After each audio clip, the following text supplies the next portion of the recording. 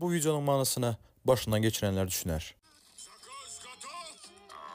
Senin yatmaktan başka işin yok mu ha? Buradan bilen Turindan'a gidip bir iş aktarın. Öyle bir bitçi kömeğin peşinde yazat yok mu sende? Hazır geldim iş aktarıp dede. Son iş aktaramazsan iş yok mu? Hem kime iş yapmadın, sana iş yapılmadı mı? Bilmiyorum, alıp kaldılar zona edemiz dediler. İyilerin beçilere iş tapıp işler duruptu. Sen hal demeyde oturupsan. Uyal bitçi uyal, 25 yaşına geldin. Halı bir evine tanışıp ne yaşak görepsen. Şurada yakında da fabrika var. Şöyle var görün, olmazsa şöyle işe giremem. Ya adam tek işe girip işe başlasan, ya bulmazsa en baştan toplar çıkıp gidersen böyle düşündün mü?